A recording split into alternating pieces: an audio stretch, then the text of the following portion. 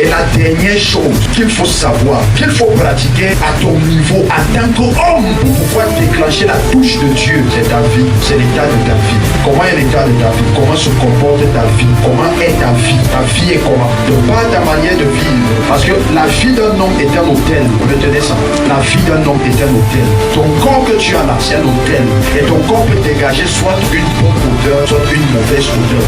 Lorsque vous voyez à l'époque, quand les Israélites bâtissaient les hôtels, au niveau de l'hôtel, on mettait le bois, on mettait aussi le sacrifice, on brûlait. La fumée qui montait là, c'était le parfum de l'hôtel. À l'éternel, c'était un parfum agréable. Il faut donc savoir que la vie d'un homme est un hôtel. Ton corps est un hôtel. Avant de parler des différents hôtels que nous bâtissons là, le corps de l'homme est un hôtel ambulant. Et ta vie peut dégager une bonne odeur, tout comme elle peut dégager une odeur nauséabonde. Elle peut dégager une bonne odeur si ta vie est droite, vraie et sincère devant Dieu. Mais elle peut dégager une odeur nauséabonde lorsque ta vie est impure, lorsque ta vie n'est pas correcte, lorsque ta vie n'est pas droite devant le Seigneur. L'odeur que ton corps dégagera sera une odeur nauséabonde. Quand ta vie est droite et claire devant Dieu, quand tu te mets à genoux pour prier, c'est une fumée blanche qui monte. C'est une façon aussi par laquelle tu touches Dieu. Et lorsque la fumée blanche arrive jusqu'au trône de Dieu et que Dieu va se rendre compte que son trône est embaumé d'une très belle et bonne odeur, il va fouiller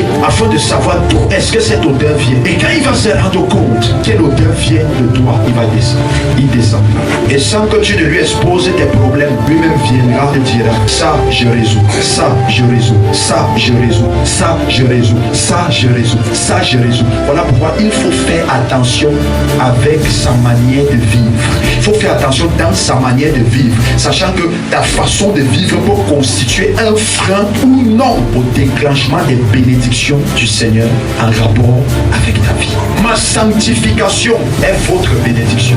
Si j'arrête de me sanctifier, je serai une source d'eau polluée pour vous. Lorsque la bénédiction descend déjà pour le peuple de Dieu, elle va d'abord descendre dans la vie de celui, même pas seulement du leader, dans la vie de celui qui est même tenu devant faire l'affaire. Ça descend d'abord par lui. Parce qu'il est l'élément qui est directement en contact avec Dieu. C'est avec lui que Dieu traite directement. Ce qui fait donc que lorsque Dieu commence donc à libérer les choses, ça tombe d'abord chez lui. Et si en tombant chez lui, il a une vie sale, il va distribuer cette saleté dans la salle. Au lieu de distribuer l'eau potable, il va plutôt distribuer l'eau souillée. Mais si ce qui vient du trône trouve que ta vie est propre, tu distribueras sans obstacle ce qui vient du trône de gloire. C'est pour ça qu'une église, là où le leader vit dans le péché, là où le leader ne se sanctifie pas, là où le leader pratique et aime le péché, c'est une église là où des vies ne peuvent pas être transformées. Jamais de la vie. Même si on fournit le feu là-bas. C'est une église où il ne peut pas avoir un certain type de témoignage. Que quelqu'un arrive et il dit que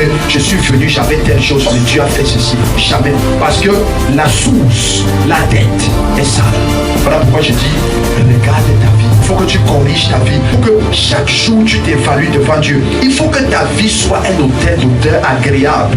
De telle sorte que lorsque tu entres dans sa présence et tu dis Seigneur, me voici. Ça dit que quand tu dis même déjà Seigneur, me voici, il est content parce que tu lui es agréable. Quand l'apôtre Paul dit votre corps est le temple du Saint-Esprit, c'est parce qu'il prenait en compte cette loi et cette logique-là. Que quand tu viens et tu te présentes déjà dans la présence de Dieu, il y a deux choses. Soit c'est la fumée blanche qui se dégagera de toi, soit c'est la fumée noire qui se dégagera de toi. Et quand la fumée noire se dégage de toi, tu risques même de donner le palu à Dieu, les vertiges, les maux de tête même à Dieu. Mais lorsque de toi se dégage cette belle fumée blanche qui dégage une odeur tellement agréable, le Seigneur sera content. Il sera content. Dans tout ce que tu feras, il prendra plaisir. Quand tu prêches, il est content. Quand tu chantes, il est content. Quand tu évangélises, il est content. Peu importe ce que tu fais, mais qui le concerne, il est content. Et quand ça arrive là-bas, ça touche son cœur.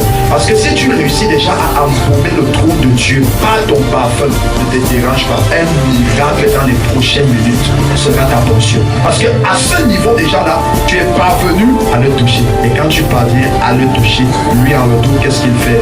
Il descend aussi et il te touche. Que Dieu te bénisse.